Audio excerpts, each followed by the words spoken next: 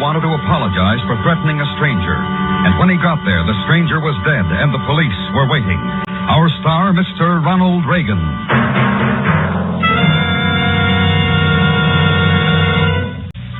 And now, Autolite presents Circumstantial Terror, starring Mr. Ronald Reagan, hoping once again to keep you in suspense.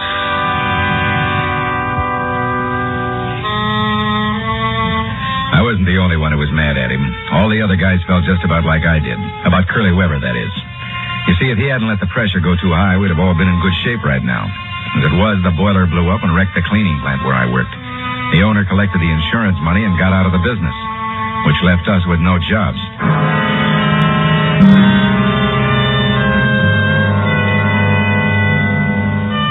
After a few months of looking around for a job, I was in a pretty bad way.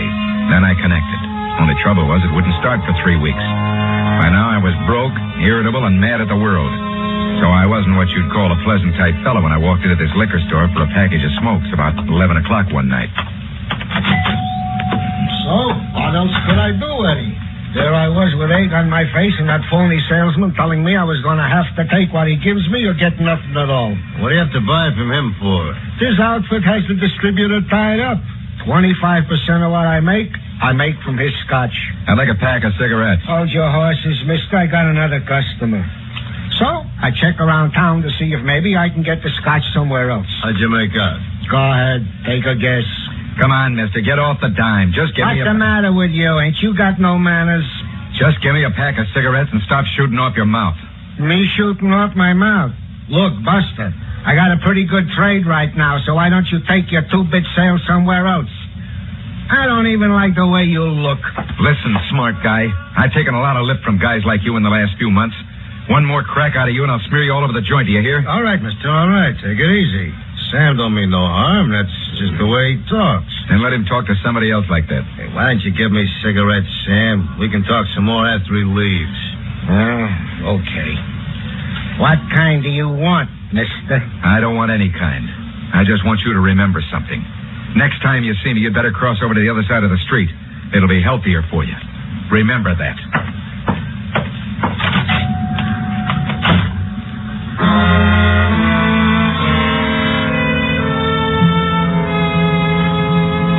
I went back to my room and poured myself a drink.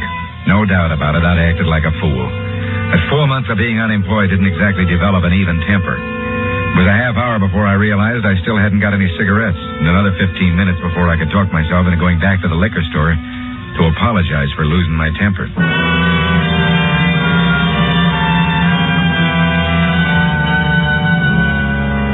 The street was dark, and the only light in the whole block came from the glowing window of the liquor store. I still wasn't sure what I was going to say to Sam when I got there, and I knew I'd fix everything up all right. I'd gotten to within about 100 feet of the store when I noticed a black, or what seemed to be black, coupe parked in front of the store. Just about the time I noticed it, I heard a shot. It seemed to come from the direction of the store. I stopped for a second. Then a guy rushed out of the store right in front of me, jumped into the car, and before I could do anything, it roared down the darkest street out of sight. I ran to the store and looked in. Nobody around, and I looked behind the counter. The guy I'd argued with, Sam, was on the deck. I could tell right away that it was a waste of time to check his pulse, but I did it anyway. He was dead, all right. Then I started for the door to call the cops. Hey, what's going on? What did I tell you, Irv? I saw who did it. He ran out the door as I was coming up the street. Come on. Grab him, Irv. He did it. That's the guy I was telling you about. Come on, buddy. Let go. I tell you, I didn't do it. I didn't do it. I saw the guy that did. Let go. Hold on to him, Irv. That's the guy Sam had to throw out of the store. He was casing the joint. That's what he was doing. Let go of me. Yeah, hold him good, Irv. I'm going for the cops. Don't worry. He ain't going nowhere.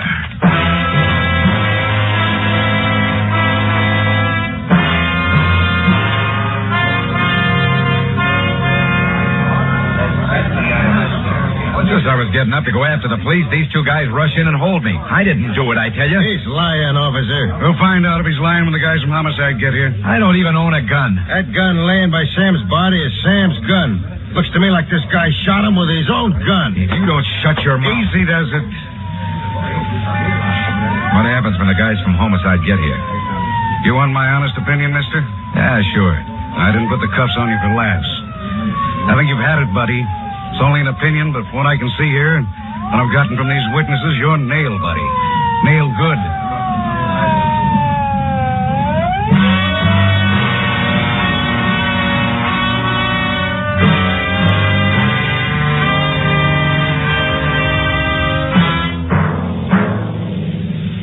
And I was.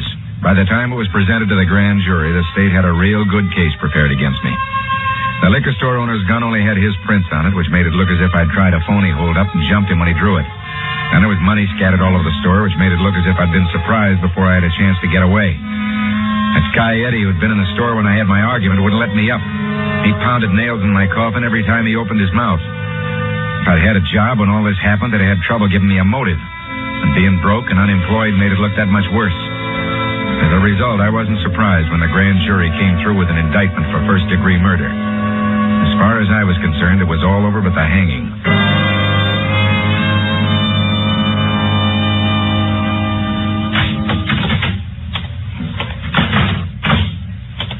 How are you?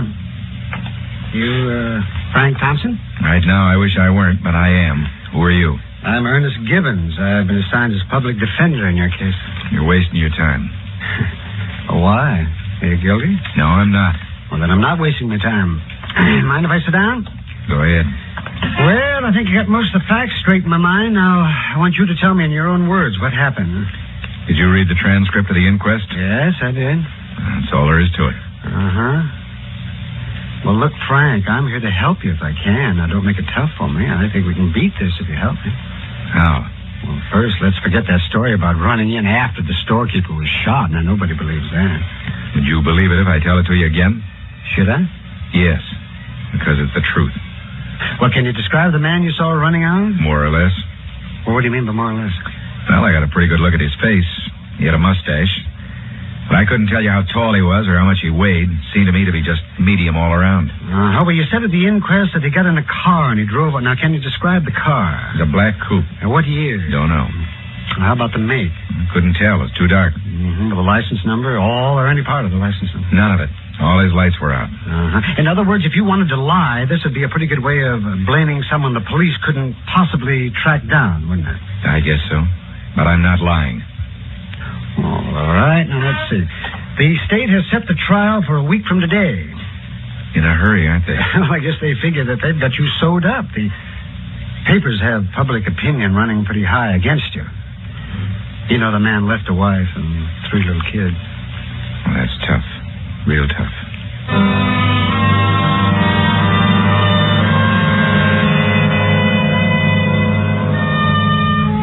It was a couple of days later that Ernie came to me and said they were selecting the jurors who'd hear the case. This was a part of the law I didn't know a thing about, so when he said I had a right to sit in on the selection, I went along, only to get out of the cell for a few hours. Well, to put it simply, it's more of an interview than anything else. It also gives us a chance to get jurors we think might be more easily swayed to our way of thinking. I'm to the point where I don't care much one way or another. I just wanted to get out of the cell for a little while. Maybe I'd be better off if I just plead guilty and get it over with. Oh, now you're talking foolish, boy. There's a lot that can happen in the next couple of weeks. Yeah, it's all going to happen to me. Some of it might be good, you know. Don't hold your breath. Yeah, over here, Frank. Sit down, right? Okay. I'm going to try to get as many women as I can on the jury. You're a pretty good-looking boy. It helps sometimes. What about the prosecution? Don't they have anything to say about it? Well, I doubt if they challenge more than once or twice. Now, they think they have such a strong case, it doesn't matter much to them who's on the jury. They're right, too, aren't they? Now, that remains to be seen. Here they come. Yeah. Right now, I'd trade places with any given one of them. I don't think you'd get any takers. Oh, well, they're not as many women as I'd like to have seen. Ernie. What's up, boy? The guy with the gray suit. Where? Over there, next to the dame with the fur coat. Oh, yeah? Well, what about him? Don't challenge him. What? Don't challenge him. That's the guy. What guy? That's the guy that killed the shopkeeper. That's the guy I saw running out of the store that night. Get him on the jury. Don't let him get away. I don't want to die for what he did.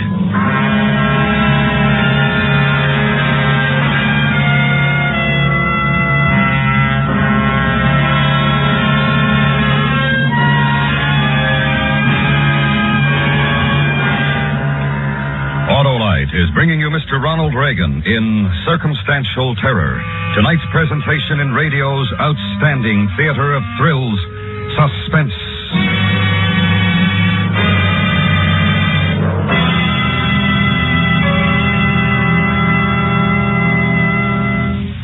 It was tough sitting through the selection of the jury, especially when I knew that the prosecution could, for no apparent reason, disqualify the man I'd pointed out to Ernie. If he was the man I'd seen run out of the liquor store the night of the shooting, then he had to be where we could keep tabs on him. Ernie sacrificed a couple of his limited number of peremptory challenges just to make sure the guy came up for selection. When he did, there was no objection on either side, and we had him.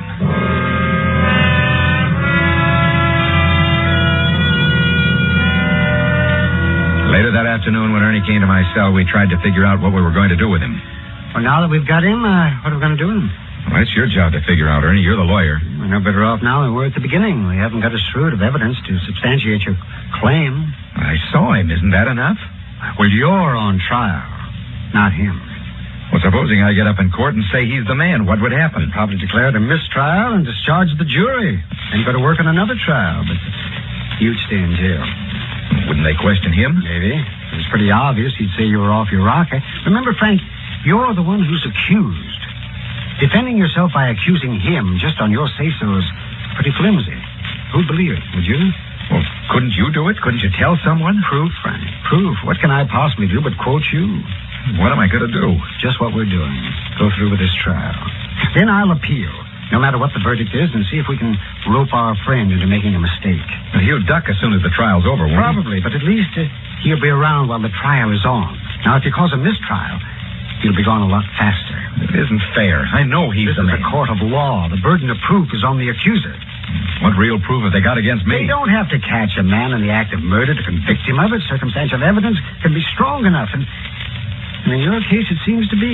It's driving me nuts to think that this guy's going to help send me away for a murder he committed. Yeah, they haven't sentenced you yet, boy. Let's see what happens. And if it does happen? Maybe we'll have something I can use to ask for a new trial, if we get into trouble. Where's the trial going to be?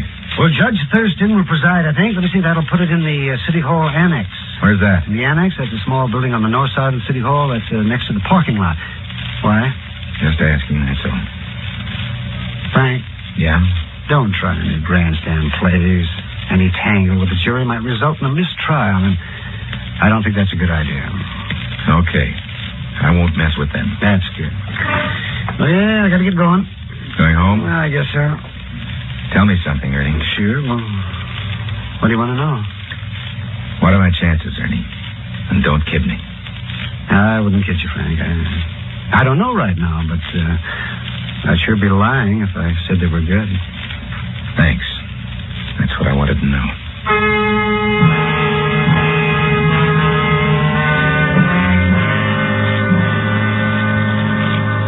That's what I liked about Ernie.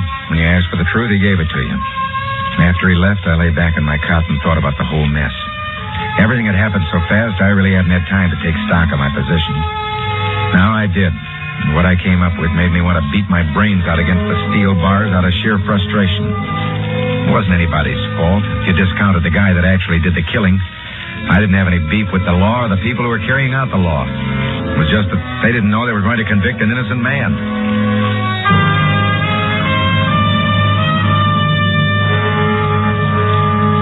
For hours, I guess I lay there thinking about ways to clear myself.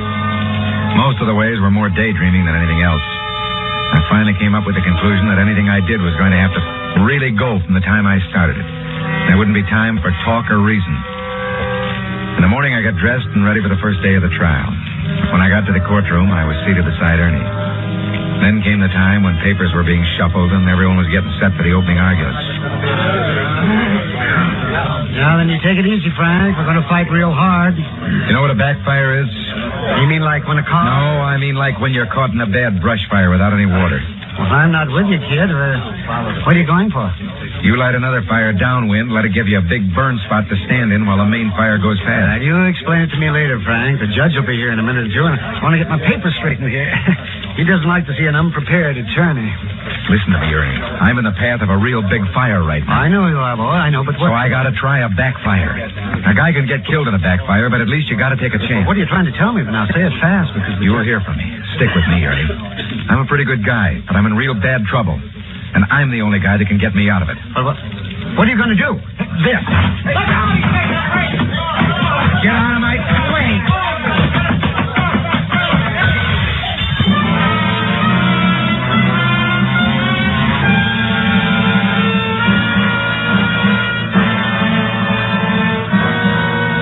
It was the only thing I could do. I couldn't sit by while 12 people tried to make up their minds whether I must die for a murder I didn't commit. As I went out the window, I folded my arms in front of my face to keep from being cut to ribbons with a broken glass. I lit feet first in the parking lot and started running. I didn't know where I was going. All I knew was I had to get away fast. By the time everyone got organized, I'd pretty well lost myself in the alleys of the city. I got to a place where they were putting up an office building and ducked into the sub-basement, crawled into a corner and stayed there.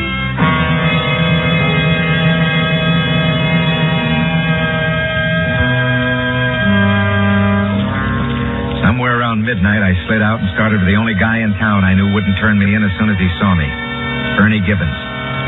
When I got there, his place had a light on in the kitchen, so I went around the back.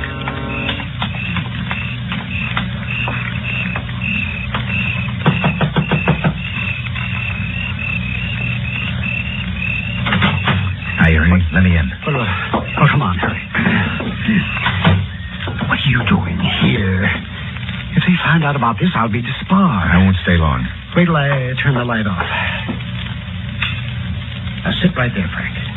And don't move around too much. Thanks. Okay. Tell me why you did it.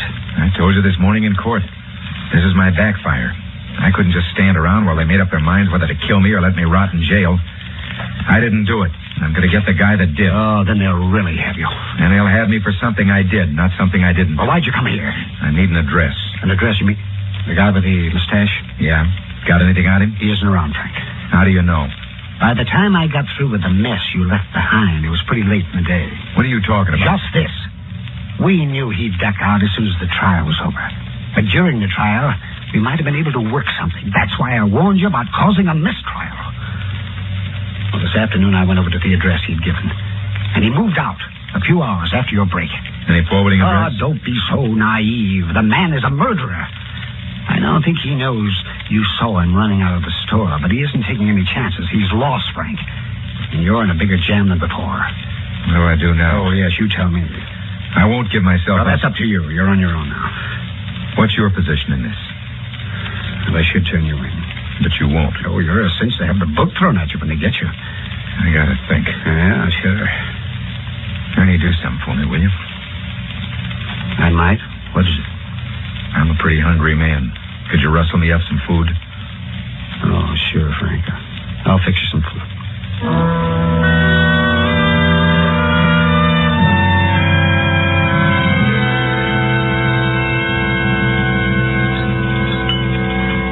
Ernie. Yes? What about that witness that claims he saw me casing the place, that Eddie character? Yeah, well, what about him? He's the state's #1 witness, isn't he? Well, I guess so. What's he got against me? Why is he trying so hard to get me? Well, I think that for the first time in his life, he's somebody, and he's going all out to prove it. I'm going to see him. No, you're not. You're in enough trouble. Lay off of him. Give me his address, Ernie. Well, you're out of your mind. Give me his address. I want to talk to him. Oh, but Frank... I know you've got it. You've got the addresses of all the witnesses. Get it. Okay. It's here in my briefcase.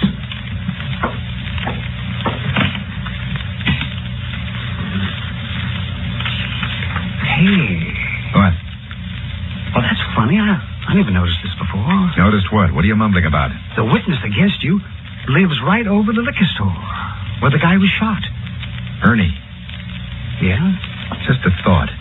But he's the fellow that accused me of casing the shop. Suppose it was the other way around. Suppose he was casing it for our friend with the mustache. Well, you would have to prove a connection between the two men. But... So how are you going to do that? I don't know. I'll figure that out when I get there. Oh, I can't let you do that, Frank. Don't try to stop me. You could get picked up on the way there. I'll be there in a few It's minutes. 3 or 4 miles from here. You're lending me your car. I am? Yeah. Give me the keys. Okay. Right. Here. So long, Ernie. I wish I could stop you. Don't try it. I wouldn't want to hurt you. Oh, well, thank you. So long.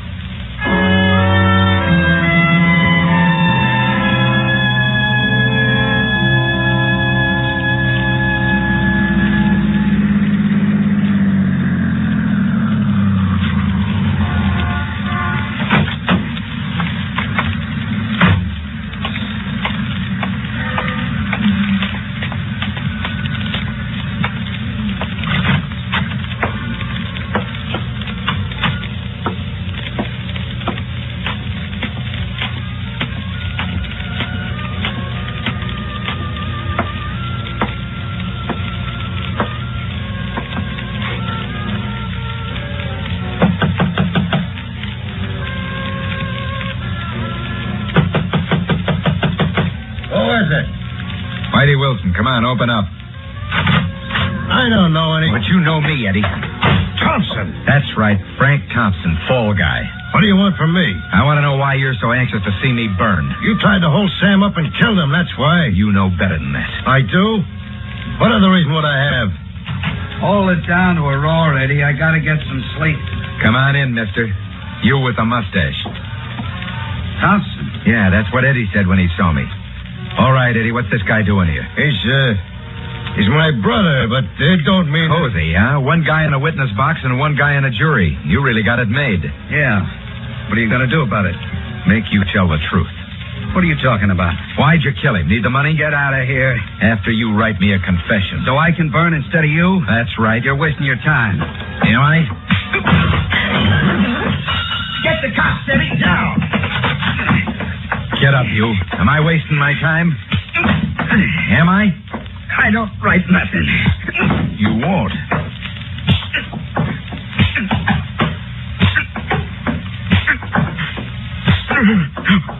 Okay.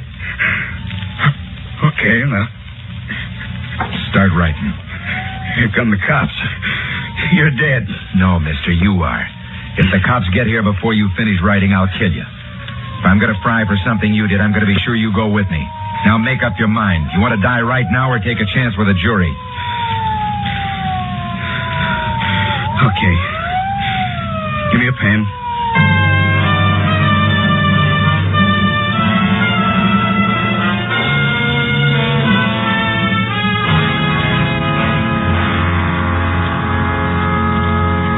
I hope you understand why I sent for the cops, Frank. I didn't want you getting any more trouble. Oh, sure, that's all right. Well, how's it feel? Mighty good. This is a pretty town when you don't have to look at it from behind steel bars. Yeah. What are you going to do now? Looks like I'll be able to make that job I told you about. Only a few more days to wait. Where will you be staying? I don't know. You got any money? Enough. You got any money? No. Then it's settled. You'll stay with us until you get on your feet. All right. You heard me. Okay. Lend me a quarter.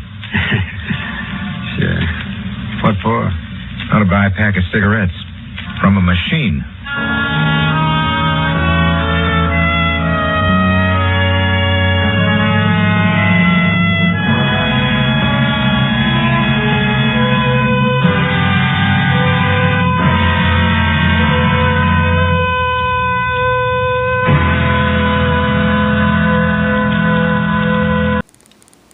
Until next time, this is John.